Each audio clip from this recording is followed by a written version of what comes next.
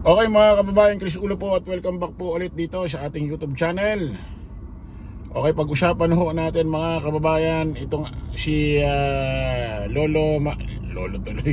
Pag-usapan ho natin itong si Senador Marcoleta na kung saan ay naglabas na ho ng kanyang salin, ha? O itong salin pinagsama-sama hong ano yan, ari-arian, laman ng mga pera, laman ng mga bank accounts na pera, na kung saan naglabas na ho siya ng salin na nagkakahalagang 50 million mahigit ba? Or basta mga ganun, 50 million mahigit. O marami hong nag-react sa inalabas hong salin ni Senador Marcoleta na kung saan ay bakit daw ang liit lang ho ng kanyang nireveal na salin.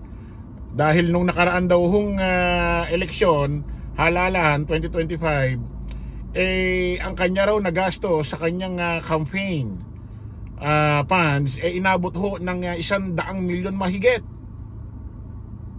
Ha? O, na at pinagmamalaki niya, wala raw ho siyang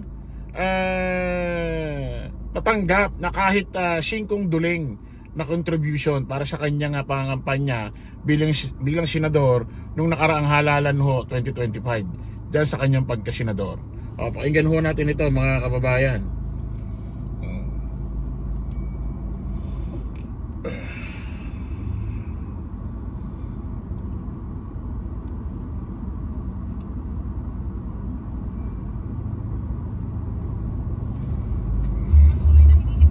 Bilyonaryo News Channel ang isinapublikong salin ng mga senador. Ang 2025 net worth ni Senador Rodante Marcoleta kapansin-pansing mas mababa sa kanyang ginasta sa pangangampanya noong midterm elections. Agad itong pinuna ng isang election watchdog. Narito ang exclusive agenda report ni Joash Malimban. Ilang linggo na ang nakalilipas mula nang maging sentro muli ng usapin ang pagsasapubliko ng Statements of Assets and Liabilities o SALN ng public officials. I think that all departments should be able to should have the same transparency as we are setting in the office of the Ombudsman, because everybody here, all the government officials have accountability issues. We have to be accountable for everything we do.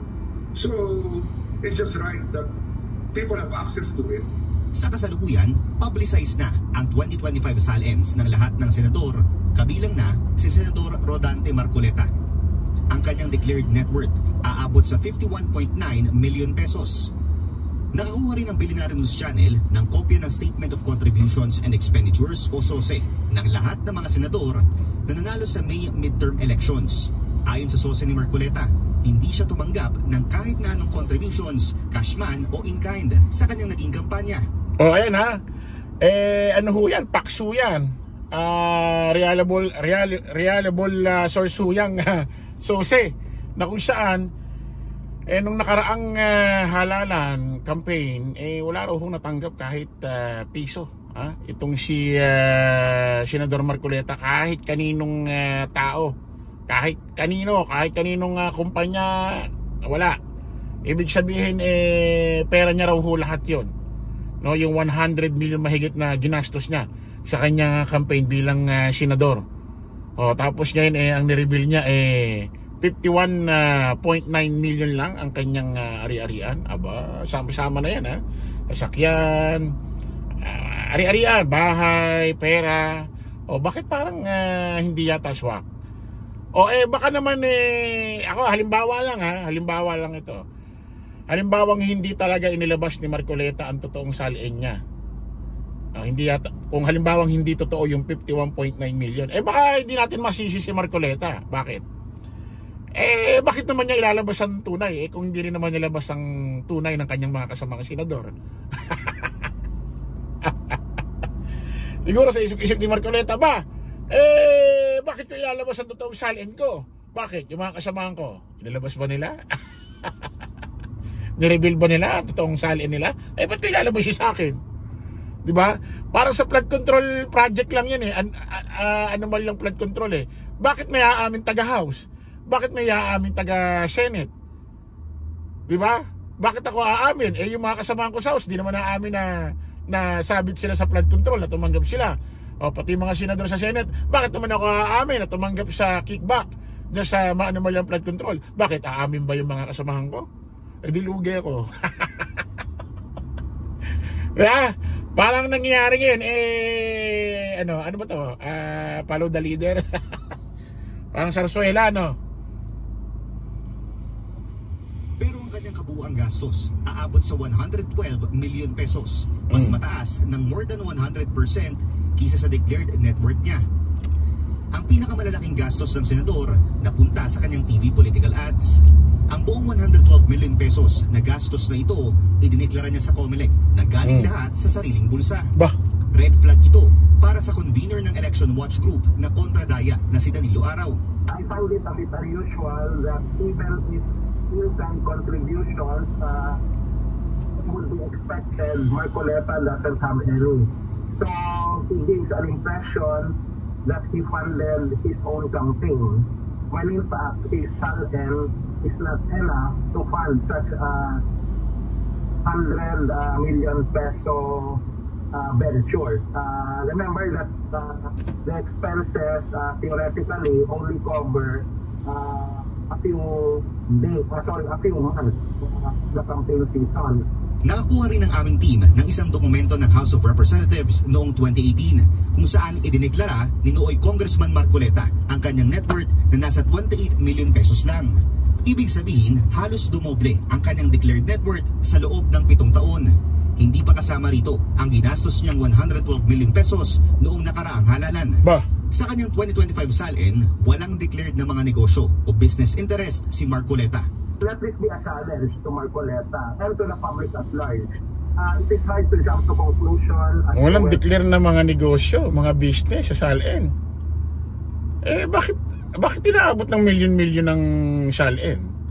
Yung declare niya, saan nanggagaling ang milyon-milyon? O kung sabihin yung pera niya, siya lang nanggagaling sa sinasahod niya bilang congressman na nakaraan. O ngayon, hindi pa naman siya masyado nakakasahod niya sa Senate. Bago lang naman senador yan. Ilang buwan pa lang siya nakakasahod. Kasi mga kababayan, kung ang isang mambabat, kung ang isang politiko, wala naman talagang mga negosyante, hindi naman talagang negosyante, wala naman negosyo. Ang tanging source of income lang is yung pagiging politiko mo.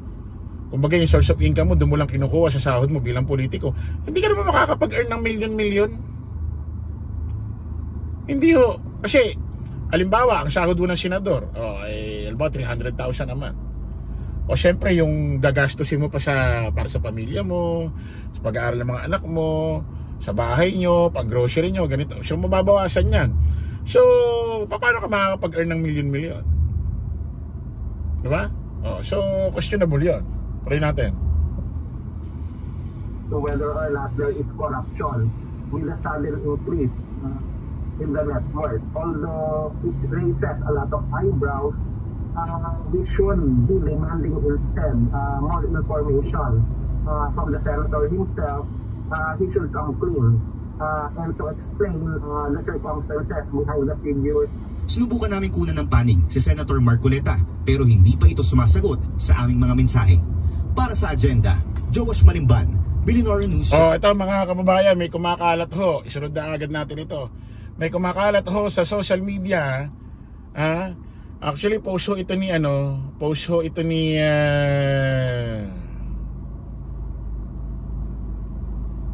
isinero ho ni Madam Ellie. Si Madam Ellie ang post ho ni Jesus Palsis. Ayan makikita nyo dyan sa larawan. Ayan pakikita lang natin dyan sa screen. Makikita natin dyan sa larawan. Merong sasakyan dyan na ano ba to? Sports car na ba ito? OD ito hindi ko alam kung Tudor ito. Kung Tudor ito, pwede nating matawag na sports car. Ayan sabi ni Madam Ellie sa kanyang caption. Sinare niya yung post ni Jesus Palsis. Idol ko si Marcoleta. Ayaw pakabog kina Bryce Hernandez at Henry Alcantara. Siguro dahil about sa sasakyan. Kasi itong Jesus Palsis may pinost ho na Audi. Mahal ho itong Audi. Basahin natin. Dear Senator Marcoleta, One of my many Tweety birds, ayun may Tweety birds daw siya.